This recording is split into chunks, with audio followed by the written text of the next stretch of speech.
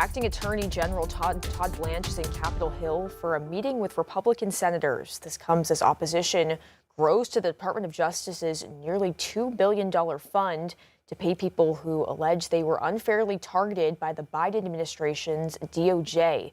And a $1 billion request that would have helped the president's new White House ballroom project appears to be dead in the Senate, with some of his own party members questioning the expense. Natalie Brandt has more details from the White House. Video from the January 6th attack on the U.S. Capitol shows Officer Daniel Hodges screaming as he was pinned inside a door working to keep rioters from entering the building. It's just that they committed crimes and they recorded themselves doing these crimes. So then they face the consequences right up until Trump pardoned them. Hodges and retired U.S. Capitol Police Officer Harry Dunn are now suing to block the Justice Department's new nearly $1.8 billion fund set up to compensate those who claim they were targeted by the Biden Justice Department.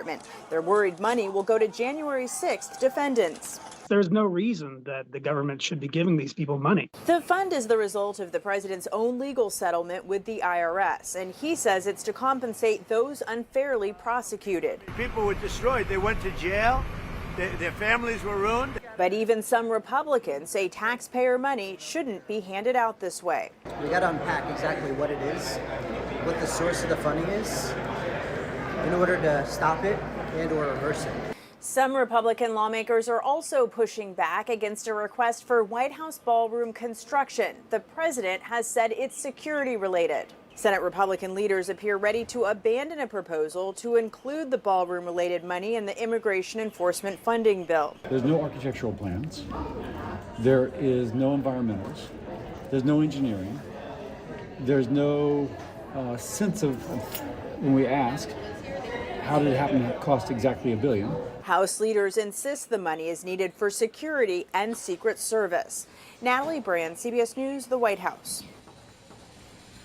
The Fort Smith community continues to rally around Fort Smith officer Kyle Newman. He was shot and killed in the line of duty on Sunday and is still in critical condition. There's still a lot of work to be done in the investigation.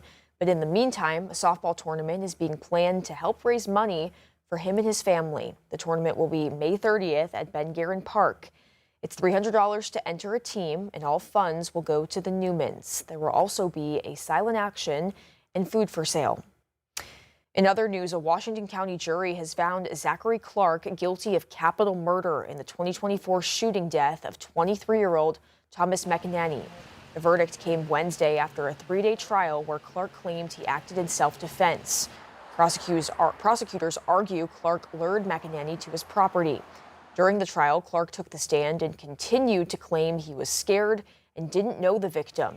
Prosecutors disagree. This was an unfortunate situation where a person kept making bad decisions, and I think the jury came up with this verdict because the defendant had multiple opportunities to stop this situation and to end this, and he just never did. At every choice, he made the wrong choice. Prosecutors waived the death penalty before trial, but Clark will now serve a life sentence without the possibility of parole. And accused of domestic battering involving an infant. Authorities say Thomas Hagee, wanted for probation violations, was taken into custody yesterday on Wheeler Avenue in Fort Smith.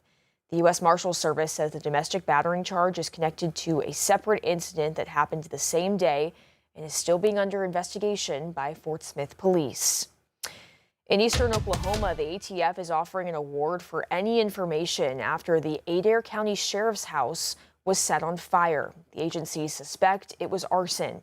It happened yesterday, and the ATF says they found evidence of forced entry and fire starter. A reward of up to $5,000 is being offered for any information leading to a conviction. Well, the U of A could see another raise in tuition costs. The Board of Trustees has the discussion on the agenda today. The state undergrad students and all graduate students' credit hour costs would go up around 3%. Out-of-state undergrad credit hours would go up around 5%.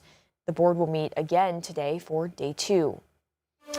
In Little Rock, the mayor is pushing for stricter regulations on AI data centers, including one planned in the metro. The proposal could have broader implications for similar projects across the state. Mayor Frank Scott says there is a law that keeps them from banning data centers. However, he says they can act to make sure proposals like the Google data center planned for East Little Rock are carried out responsibly. He says he's heard concerns about water usage, noise, and rising electricity costs. We want to put guardrails in place to protect against excess usage of water, any cost shifting from an electricity standpoint or a water standpoint, because we know that families are very concerned about their dollar. The official wording of the proposal is still being worked on right now by the city attorney and will be discussed at their next city board meeting on June 2nd.